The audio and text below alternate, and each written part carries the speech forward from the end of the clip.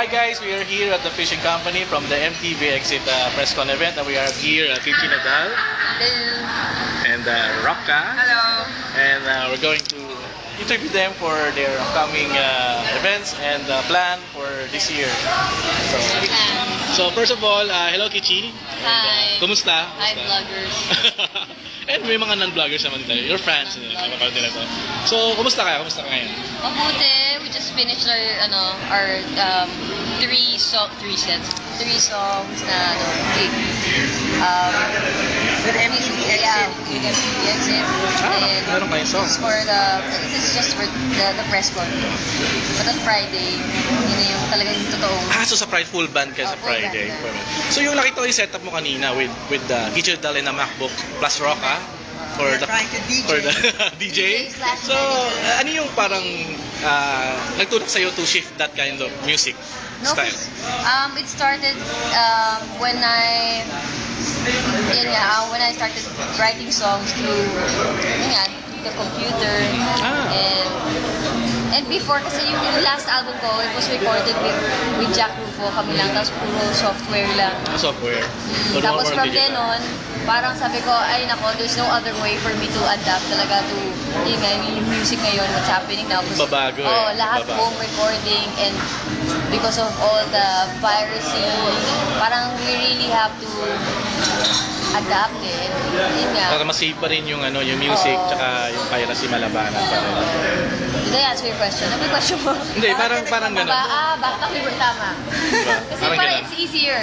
You can bring it anywhere, and you can write anywhere, and you play anywhere. So, dito you're having a new album na for this kind of set style. At saka parang natitripan ko na rin yung mga ganung sound eh. Okay naman parang upbeat naman siya. So I heard na mag-Europe daw kayong dalawa.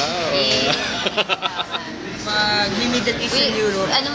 Gig muna sa Jordan. And then, we'll sa UK and Europe, we will play by ear. So, play it by ear. Huwido.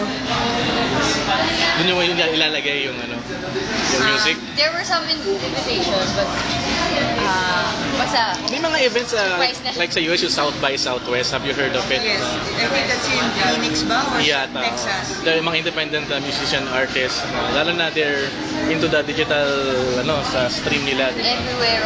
Every other houses may DJ. Wow, so makikita pala namin kayo sa news pala. Mga internet webheads. Mga next year. Baka next year. Every year. And then there's also Orange in France. And there's also one, basta in Europe, daming mga music fest. But we'll see if we get invited. Or more than that, I think, creativity Once you're in Europe, you become more creative. You become more, basta the music opens. Iba kasi sa ibang bansa talaga. Hindi ka mukha dito na we're stick to the old rule na CD na pinapirate. Sa ibang bansa, sobrang daming artist, diba? Yung they upload it. Hindi using pirate. Kasi maraming mga independent musicians sa ibang bansa. So you're following the footstep of yung ganung style. So, are you hoping na may sumunod sa inyo na yung ganun? The more the merrier. For example, yung parang fight piracy, bababaan yung cost ng CD. Gusto na kitchen CD cost is 30 pesos. Wow! So mga kailan lang? The dignity of buying original. That's my contribution. So that's my campaign. Kailan namin ito ma-expect? Next year. Next year pa. So next year na rin palang balik nyo, no?